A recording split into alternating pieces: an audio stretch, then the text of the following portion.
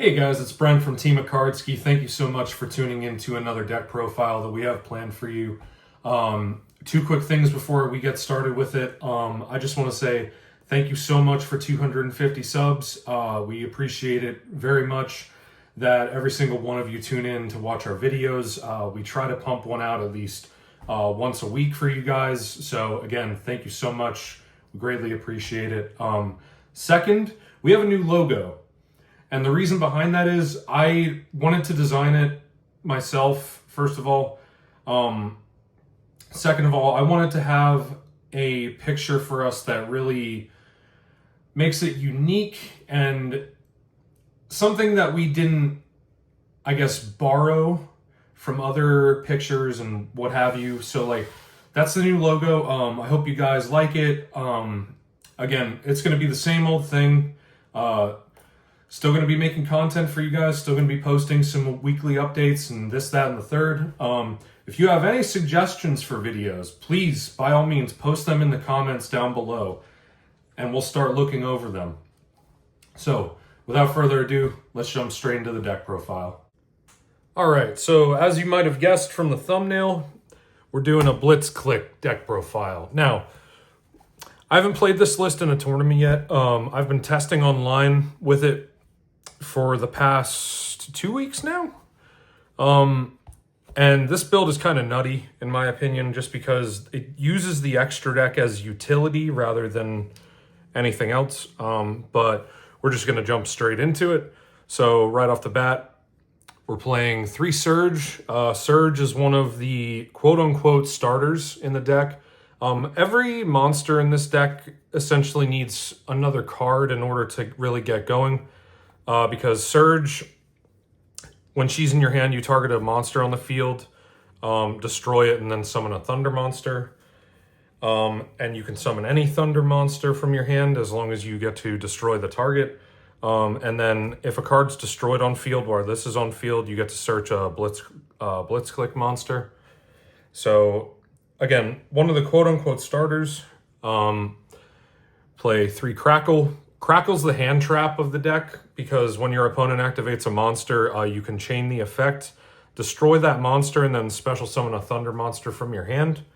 And then just a quick disclaimer, every Blitzclique has this same lock. Whenever you use their in-hand effect and it resolves, you are locked into special summoning from the hand for the rest of the turn, or normal summoning. So that's just a lock that all of the Blitzcliques share, so that's just something that you have to be careful with when you're playing. We play 3 Whisker. This card is insane because if a card on the field is destroyed by one of your Blitzclique cards, he's live, and his effect in hand is you can reveal himself, special summon up to 3 Thunder monsters from hand, and then non-target destroy a card on the field for every Thunder monster that you special summon. So you get 3 non-target pops max if you special summon this guy. And then when he's on the field, when your opponent activates a monster effect anywhere except the hand, you can bounce a Thunder monster back from the field as cost to negate that monster effect and destroy that card. So this Whisker is really crazy. He's like the boss monster of the deck. Really crazy card. Another hand trap Blitzclique alongside Crackle. It's really broken to have 2 of these in your hand because if you Crackle destroy their monster, that makes Whisker live. And typically at that point, you wait until your opponent's ready to pass their turn to activate Whisker. If you have, like, say, 3 Thunders in hand, then you just special destroy any pesky set cards or monsters that are on the field, and you're just off to the races. 3 Grain. Grain is the back row hate card because he targets a spell or trap on the field, destroy it, and then summon a Thunder monster. Then if a card's destroyed on the field while he's on the field, you can search a Blitzclique spell trap or hide out in the sky. This card is still pretty good as a starter because, and all these cards are great for board breaking, so you don't have to worry about breaking boards. This deck is Board Breaker Turbo. The weak link of the deck, Emmy.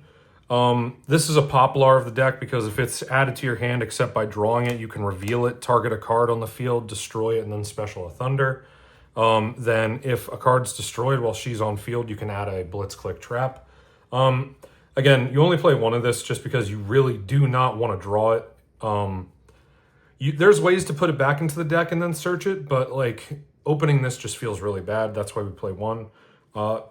Just one Thunder King Ryo. I see lists playing 3 of this, which I do understand.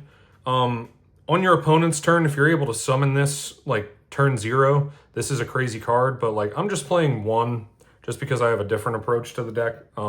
You definitely at least want to play 1 of this though. This card is crazy. And you can search it off the trap.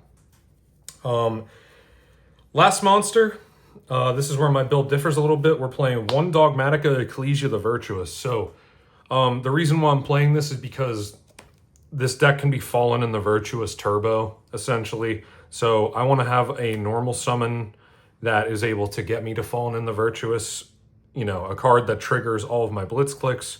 So that's why we're playing the 1 Ecclesia. So next, onto the spells and traps. We're playing 3 Hideout in the Sky. This is the starter of the deck. This card's pretty good because you can give your opponent a token and then search a Blitzclique monster. The one you're typically going to search to start is either Surge or Grain, depending on if you have one already. But this is pretty crazy. And then if this is Engrave and a card is destroyed by one of your Blitzclique's effects, you can add this back to hand. So really crazy starter. Can be activated more than once. It also buffs monsters that were specialed or normaled from the hand by 500 attack and defense. So nice little buff to swing for game. Terraforming, just because I want to play 4 copies of the field spell. 3 Breakaway, this card's kind of crazy. So you can activate one of these effects. You can place a Blitzclique continuous trap face up on your field, or you can bounce a Thunder monster for hand for cost, and then target a card on the field, a face-up card on the field. Or sorry, no, it is just 1 card on the field and destroy it. And then if a card is destroyed on the field by a Blitzclique card effect, same thing as the field spell, you can add this back. Really good card to have for your end board. And like I said, this build is just like extra deck utility. So we're playing 2 Extravagance, just drawing 2 by sending couple cards from the extra deck. No complaints there. 3 Nadir Servant. More toolbox cards. Pretty standard. Dump an extra deck monster to search the Ecclesia. And if you're going first, you typically dump Garura to draw a card. If you're going second, you can dump whatever you need to break your opponent's board and search Ecclesia, which then gets you to Fallen in the Virtuous to break the board even more. Pretty strong card for going first or second. Speaking of which, 3 Fallen in the Virtuous. This card's crazy in this deck. It can be an extender. It can be a board breaker. It can be a search trigger for any of your Blitzclicks. This card's insane in this deck. Definitely play it at 3. Last 2 cards, both traps. 1 of each. I was playing 2 Alternator, kept drawing it, so we're cutting it back down to 1. Return Stroke is a spell trap negate by bouncing a Thunder monster you control. And then Alternator is an extender where you can shuffle a Thunder monster from your field or hand back into the deck, search a Thunder monster with a different name. And then you can also banish this from Grave and add a Hideout in the Sky or a Blitzclique spell. And you can also banish this one from Grave to add back a Blitzclique from your Grave. So these 2 are pretty good. Their Grave recursion effects are pretty nice. Just 1 of each feels right. So that's it for the spells traps. Now hand traps, pretty small package, just 3 Ash, 3 Ghost Ogre, because you know this is a destruction deck, so we want more destruction. And then 2 Droll. Droll in main feels good because I don't think people are expecting it, but Ogre is really good because it triggers all your Blitzclicks, and Ash is just to stop any pesky searching. So that's the hand traps. On to the extra deck. Fallen in the Virtuous targets. 1 Albion, 1 Dogma, 1 Ecclesia. I might buff up the Albion and Dogma just to be able to get to Fallen in the Virtuous a little more, just because that card is like super cracked in this deck. Nadir Servant targets, we play Malong. When he's sent to the grave, you can target a face-up card your opponent controls, bounce it to the hand. So all these are basically board breaker cards. Play Double Natis. When this is sent to grave, target a card on the field, destroy it. Garura, sent to grave, draw a card. Bucephalus.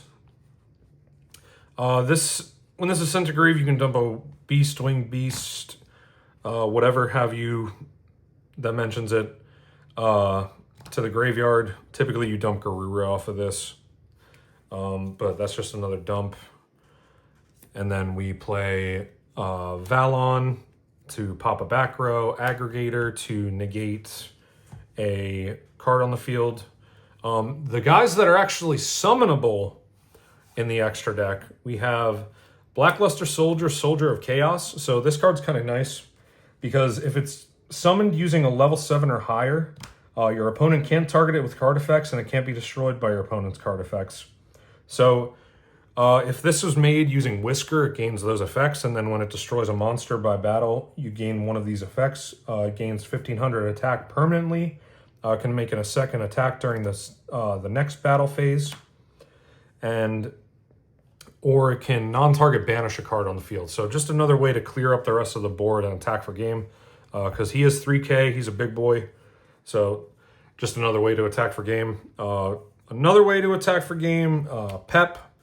Pep is actually summonable if you have Ash or Ghost Ogre along with Whisker, because you can summon Whisker on the following turn. Sorry, the turn beforehand. And then if you have Ash or Ogre, you can normal summon the Ash or Ogre, synchro summon into Pep. Pep becomes massive depending on the life point difference. So just another way to attack for game. I originally didn't want to play this next card because I really didn't understand how it was summoned. Thunder Dragon Colossus, and I gave in, put him in the extra deck just because it makes sense. And this was a really confusing ruling at first, but if one of your Blitzclicks in hand gets negated by, say, Impulse or anything like that just negates the effect and stops the special summon, you are still activating a Thunder Monster's effect in hand. Therefore, you can still summon Thunder Dragon Colossus. And I was really confused about that for the longest time, but it is confirmed you can do that. So, yeah, if your opponent impulses one of your Blitzclicks, you can make Thunder Dragon Colossus just by, say, normal summoning a Surge or Grain, any one of the level 4 or lowers. And just immediately tribute it into Colossus and make it a pain for your opponent.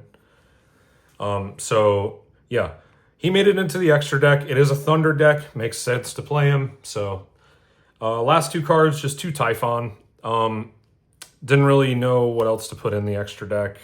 But Typhon is definitely summonable. If you just need to beef up the damage that you're doing as well as turn off any big bodies that your opponent has.